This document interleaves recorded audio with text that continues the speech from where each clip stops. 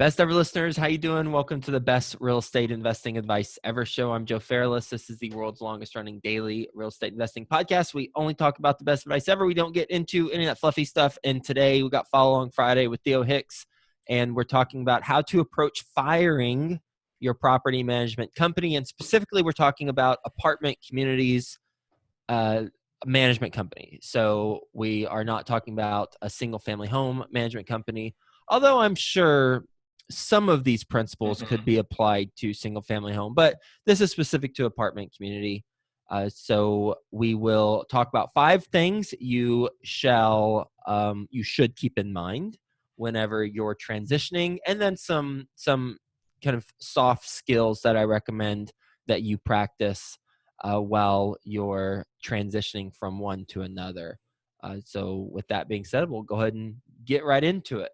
Yep. So before we go into the 5 things, let's start off by discussing when we should be parting ways with our property management company. So what are the types of things that a property manager would do that would warrant you firing them? And then maybe we can talk about how long they'd have to be doing those things for, or if it's like they do it one time and they're gone for each of the ways. There are 2 things that a property management company could be or should be fired for. Well, 3 really, now I say that. The third that I just thought of is any criminal or fraudulent activity, but we'll leave that aside. Assume they're not criminals, although I've interviewed guests who have had criminals or people doing criminal activity as a property management company, but let's put that aside. 1 is execution and 2 is communication.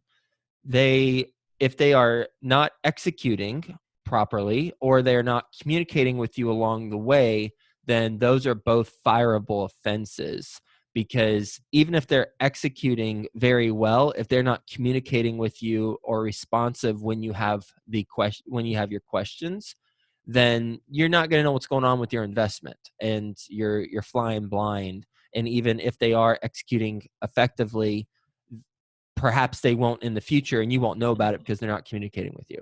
So both of those are the 2 categories for why I would fire a property management company. And my company has let go a property management company. So this isn't conceptual. This is real stuff that we've gone through as a company. And these are some tips that we'll get into for when you come across a time when you need to fire a company that's managing your apartment building.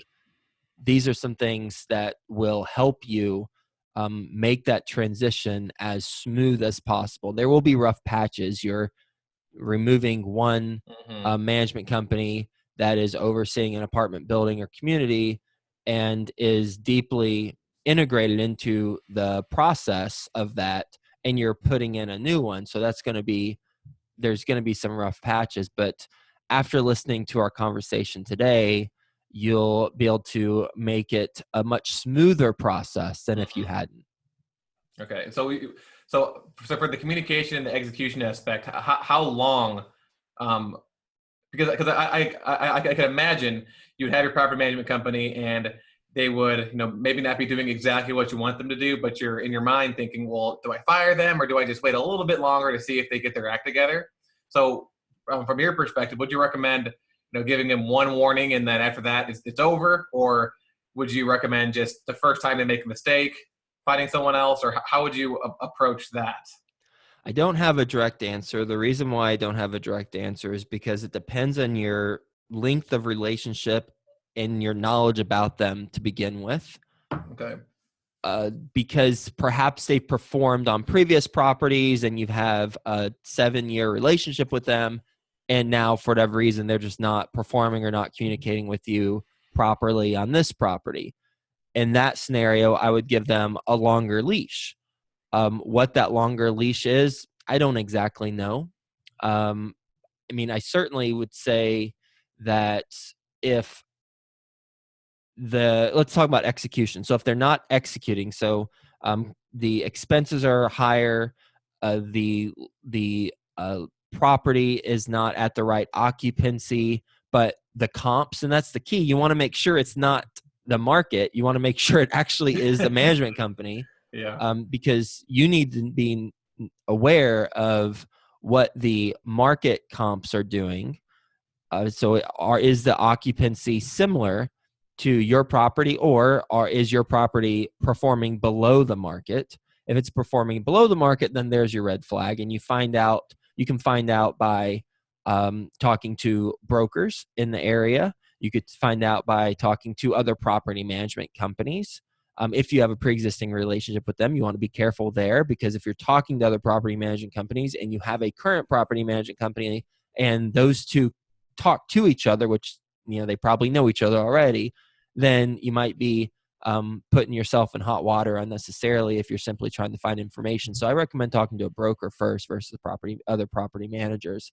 But find out if it truly is a execution problem or if it is a market problem. Okay. You don't want to put blame unnecessarily to a management company if it's not their problem.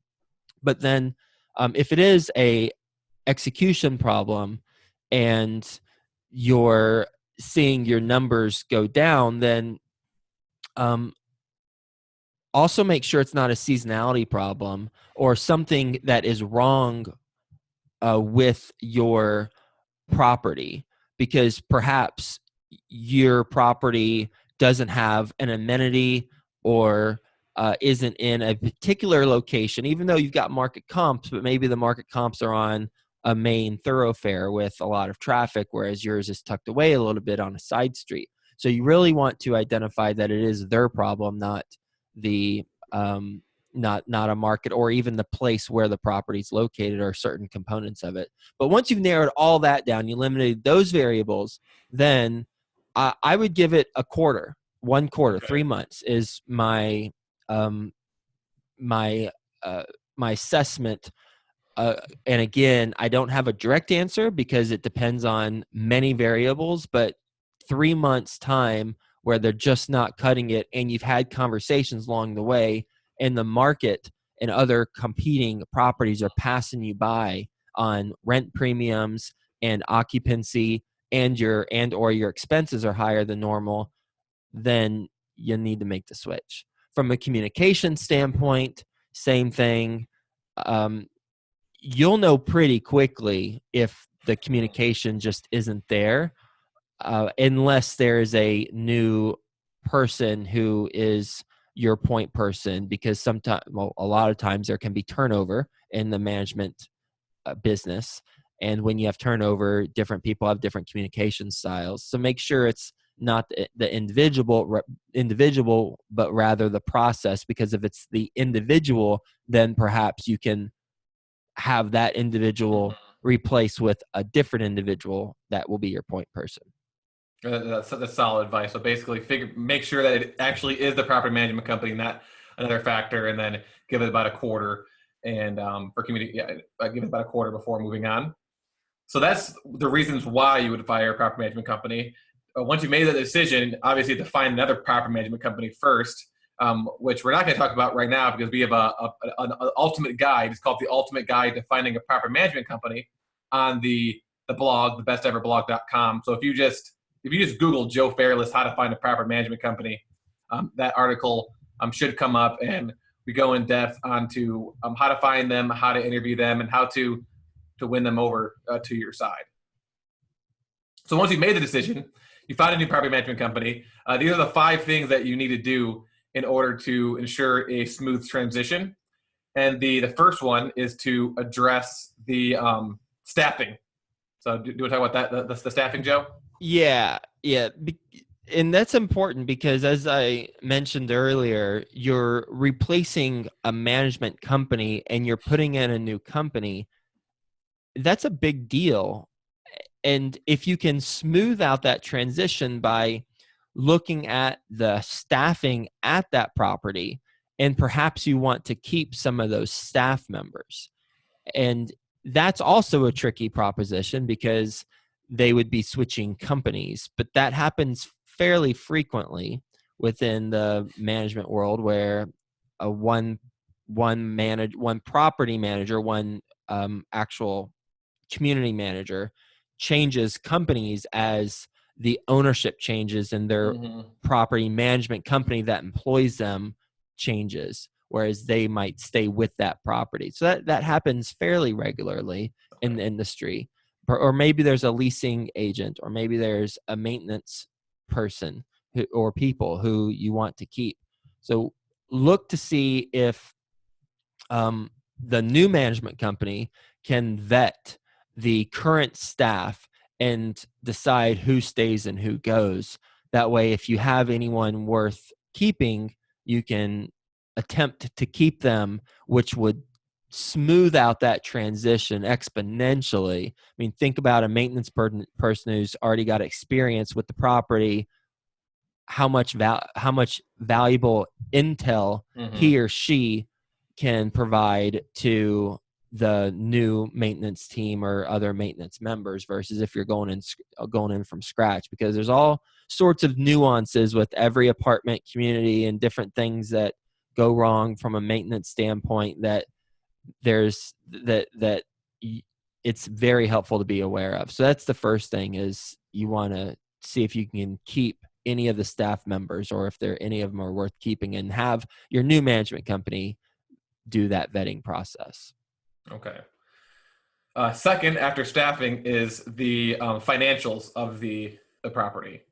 That's important, obviously. Numbers are kind of important with what we do, and your new management company should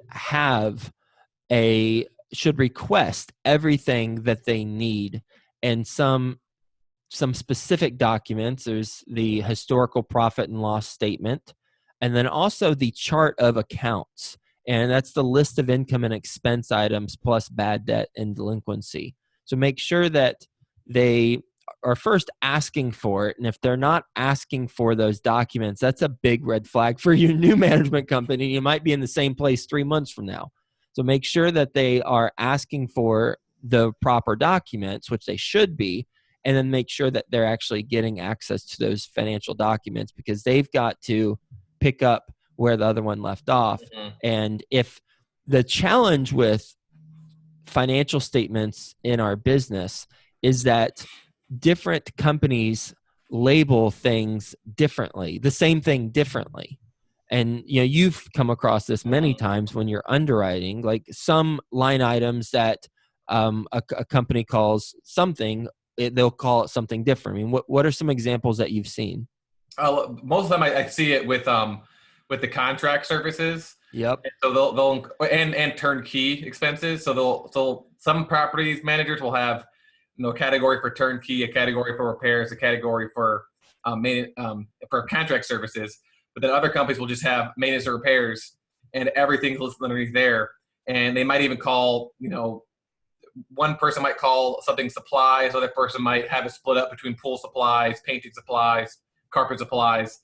So, I mean, most of them I see it through there. And then also sometimes they'll have administrative expenses kind of scattered throughout the T12.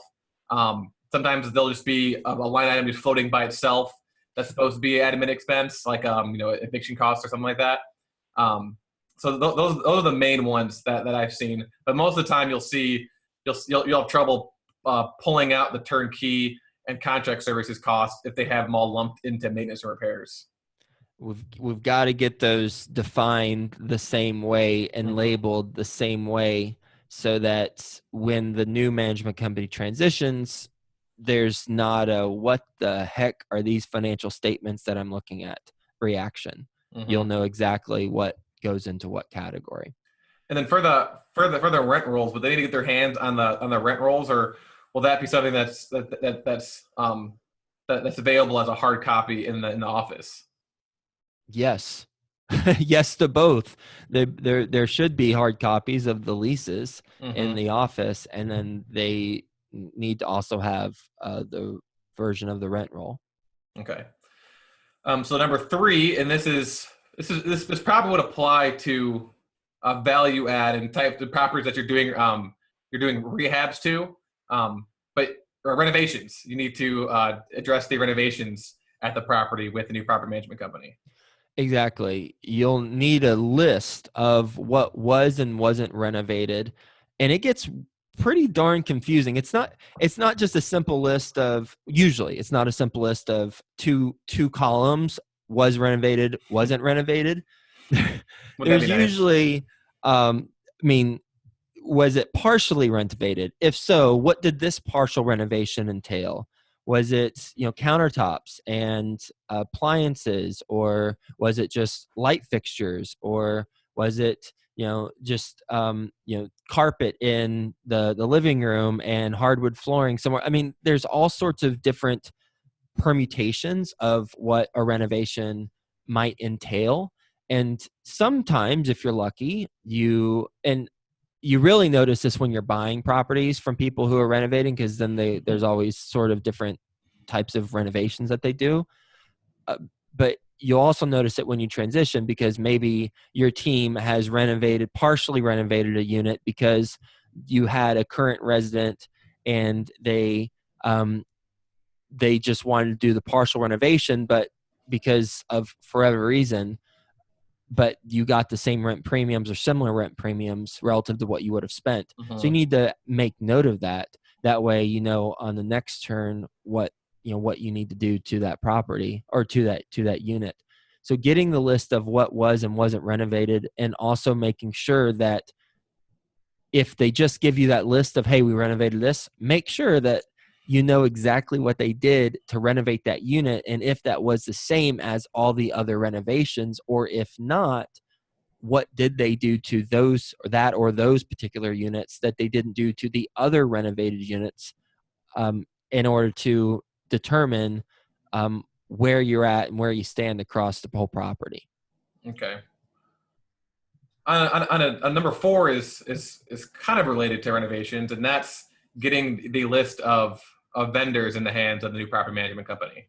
Yeah, you need the list of vendors, because, well, if you take over the property and you don't know who to call for certain things, then you're going to be in trouble. And even if you have relationships, which a property management company will have with other vendors, it's going to be a lot easier to, at least in the near term, to work with some of those same vendors that the previous management company is working with, just to get things done the first month of operation. Mm-hmm. Otherwise, you're introducing a lot of new variables into the equation at once, and it's better to smooth out the transition, or have a smoother transition.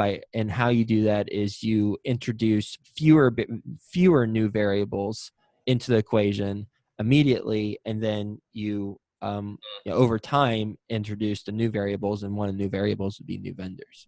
Yeah, that sounds like that's very important, because you got to remember, this is after you own the property and you've owned it for a while. You're not taking it over and then going through that transition one time. You're doing it a second time, Yeah. and so that's going to so yeah, the less variables there are, the less that could go wrong. Yep. So the fifth thing that you need to do to ensure a smooth transition is to get the list of service contracts into the hands of the new property management company. And then the list of them, and then also the actual contract. So that includes pest control, the pool repair person, landscape, the security company, and the point person.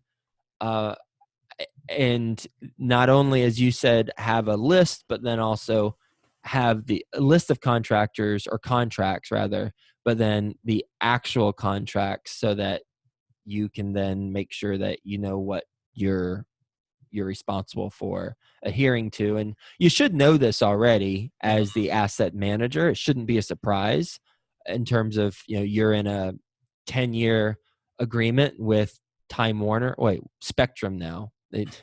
Spectrum. They changed their name, but they still got the same service, or lack thereof. So maybe you're in a 10-year contract with Spectrum. Well, you should know that already, because you should have already signed off on it, or a laundry company, washing machine, dryers company. But you need the actual contract too. Okay, so those are the five things that you need to do to ensure the smooth transition. You said you had a couple other things you wanted to talk about, how to kind of how to approach the situation. Yeah. Here's the soft skills I was going to mention. One is relationship management.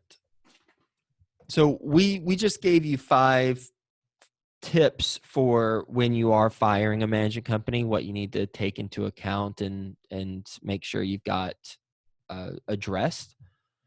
But the soft skill is relationship management, and it is making sure that when you're telling the property management company that you're firing, that they are fired, that you don't say it the way I just said it. You don't say you're fired.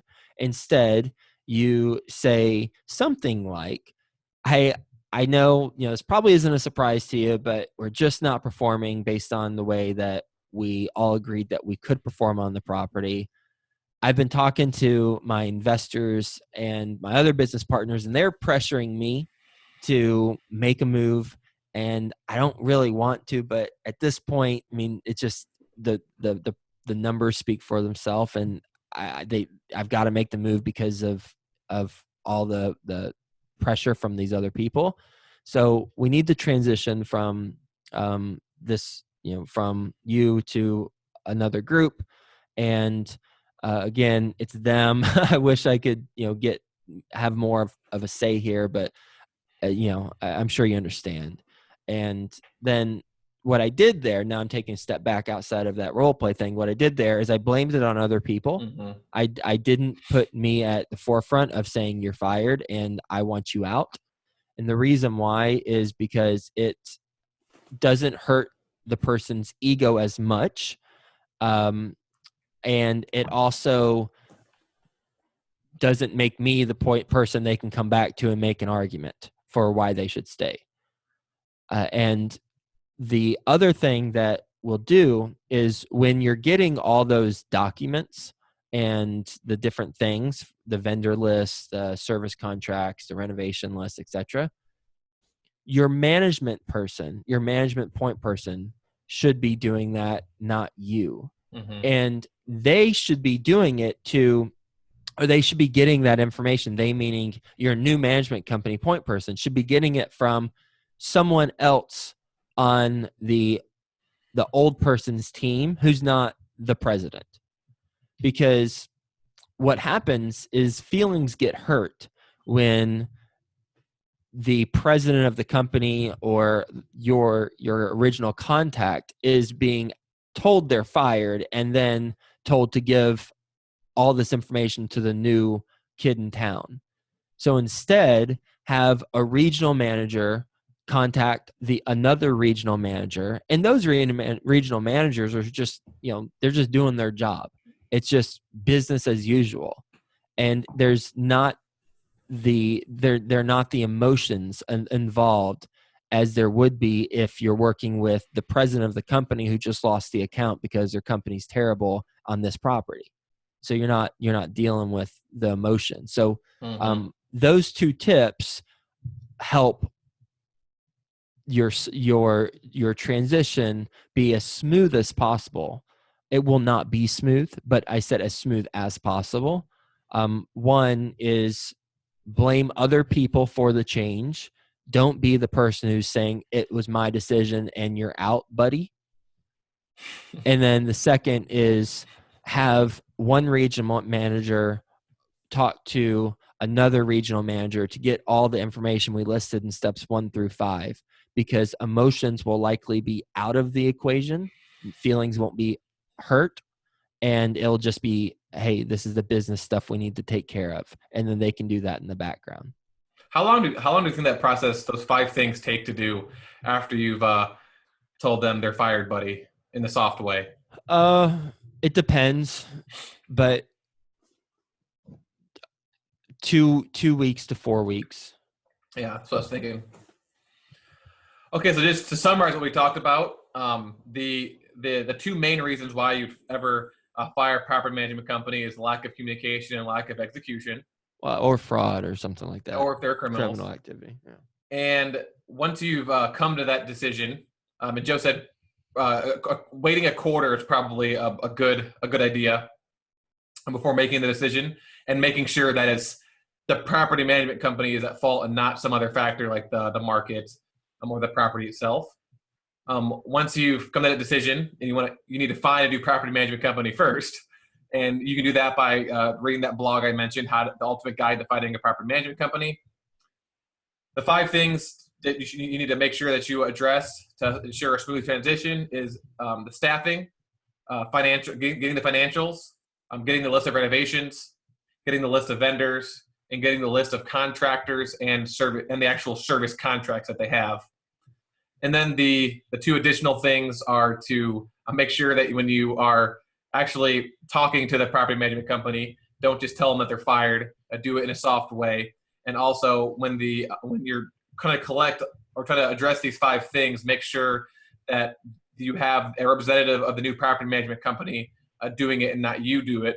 And make sure that they're talking to a regional manager and not the president of the company. I'm going to put one more thing in at the front end, and that is make sure before you have any conversation with any property management company, you read your contract with that property management company. Yeah. There might be a clause in there that you overlooked that it's 90 days or something notice.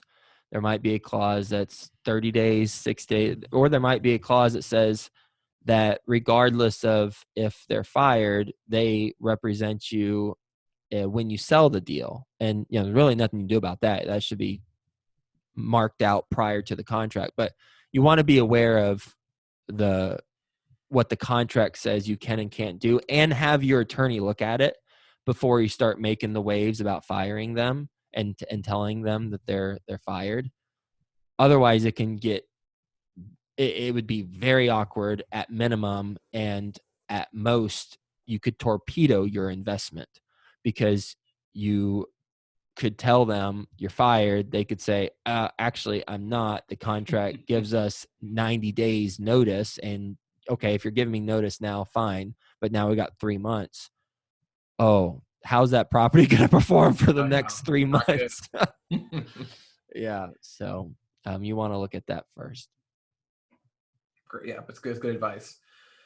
So moving on to the next topic, some updates and observations. I've got one update. I think it was maybe 2 podcasts ago where we talked about all the different resident appreciation event ideas.